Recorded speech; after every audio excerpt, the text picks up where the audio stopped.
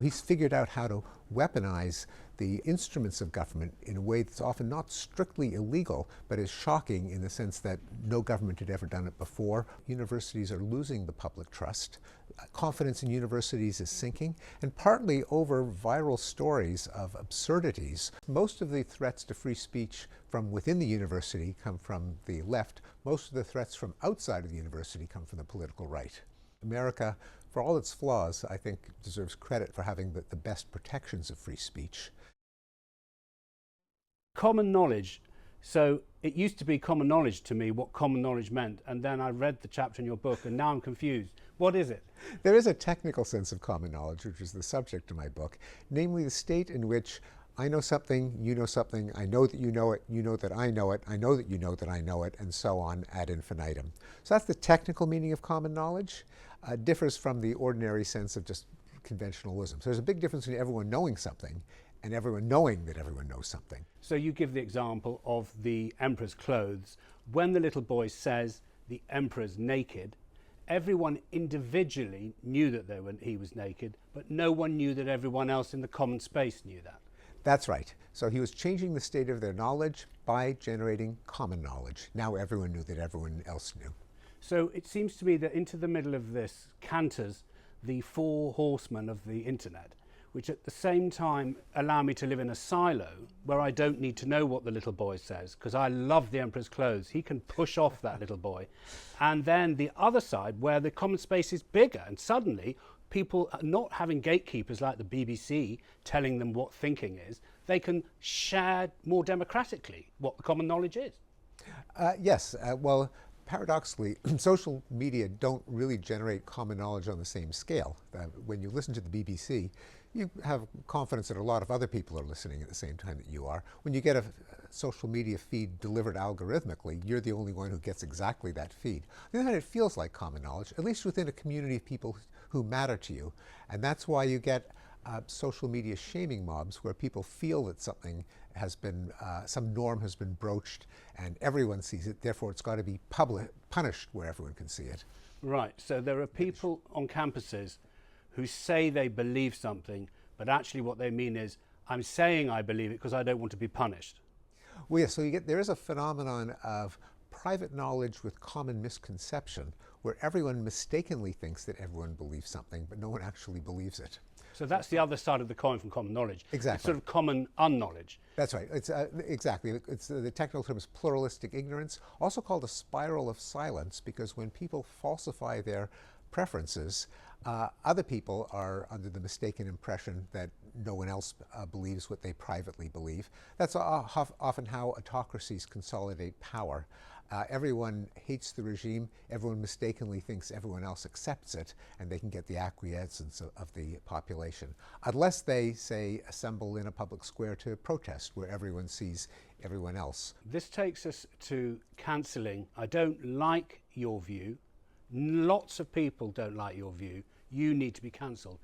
Did the cancel culture begin inside universities in America from the left, from left-leaning causes? Yes, most of the threats to free speech from within the university come from the left. Most of the threats from outside of the university come from the political right.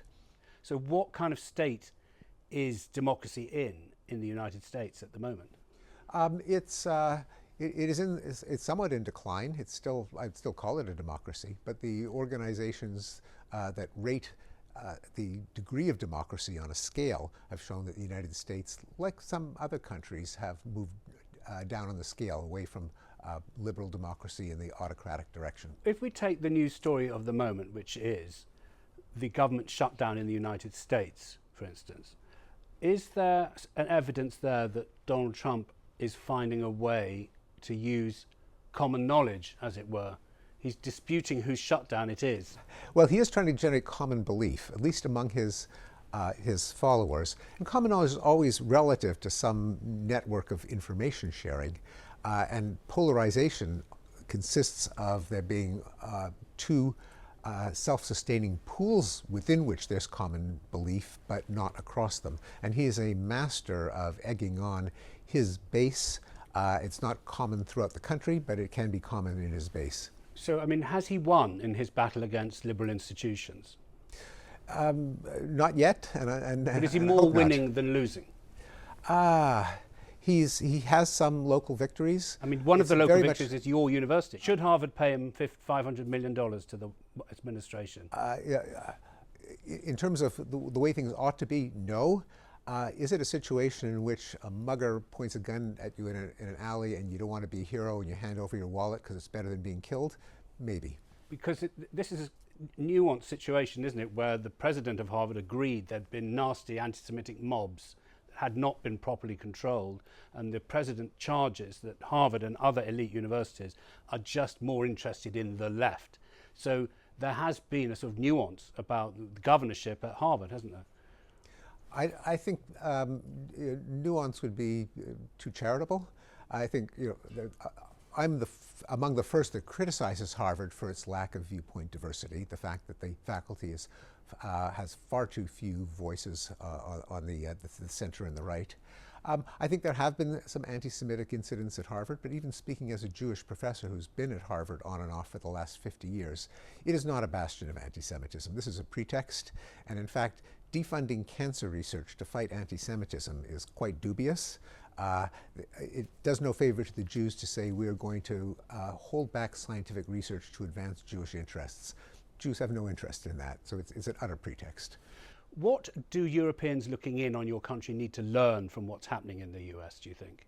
Well, unlike the first Trump administration, which was rather shambolic, I think he was as surprised as anyone that he was elected and he had no coherent plan to implement his agenda, and was rather frustrated that the institutions of liberal democracy, what he called derisively the deep state, got in his way, as were the so-called adults in the room, the people that he hired who actually knew something about governance. But during the interregnum, when he was out of power, there was a kind of brain trust that strategized how he could implement his wishes and whims. And one of the things they did is they found all of the weak points in governance, things that weren't strictly illegal, but that were just never done because of norms of democratic governance. And so he's figured out how to weaponize the instruments of government in a way that's often not strictly illegal, but is shocking in the sense that no government had ever done it before, for good reasons, and it hadn't occurred to anyone to write it into law that you can't do it. What is the tab that the Democrats need to pick up? I mean, what are they going to do? Do you have an answer for? Are they gone through the 5 stages of grief sufficiently yet? No, they have not. But they should get over it. I mean, they should be cool-headed and sharp in figuring out what will it take to get elected, because I consider it rather important they get elected, if only to stop the slide toward authoritarianism that we've seen under Trump. One of the things they've got to do is shed the positions that are wildly unpopular, that have been pushed on them by some of their activists, some of their donors, that are just electoral boat anchors, like defunding the police, opening the border, letting trans women compete in women's sports, aggressive racial preferences.